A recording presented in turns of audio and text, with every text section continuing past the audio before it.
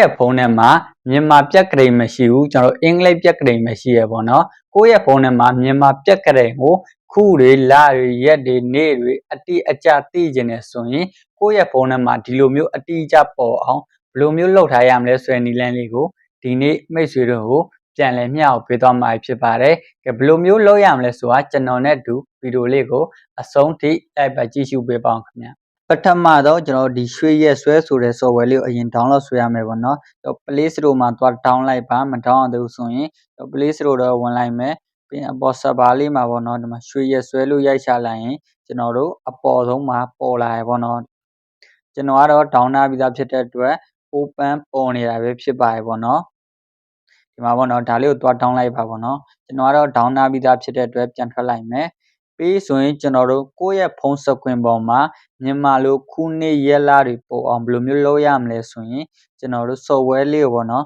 ဒီ software လေးကိုလက်လေးနဲ့ကြာကြာလေးဖိထားလိုက်မယ်ပြီးဆိုဒီလိုမျိုးပေါ်လာရဆိုရင်ဒီနေရာလေးကိုတစ်ချက်နှိပ်လိုက်မယ်ကဲဒီမှာဆိုရင်ကိုကြိုက်တဲ့ design ကိုထားလို့ရရပေါ့နော်ဘယ် design ထားမှလဲဆိုပြီးတော့ design ၄မျိုးလောက်ထိပါရပေါ့နော်ကျွန်တော်ကတော့ဒီကောင်လေးကိုထားမယ်ပေါ့နော်ဒီကောင်လေးကိုထားမယ်ဆိုရင်ဒီအောက်ကစာတန်းလေးကိုတစ်ချက်နှိပ်ပေးလိုက်မယ်ကဲဒါဆိုရင်ကျွန်တော်တို့ဒီအပေါ်ဆုံးမှာပေါ်လာပြီပေါ့နော်မြန်မာလိုခုနှစ်လရက်တွေကျွန်တော်တို့နေ့တွေအကုန်လုံးကိုယ့်ရဲ့ဖုန်းစကွင်မှာပေါ်လာပြီပေါ့နော်ဒါဆိုရင်ကျွန်တော်တို့ကြည့်လို့ရတော့ပါပြီပေါ့နော်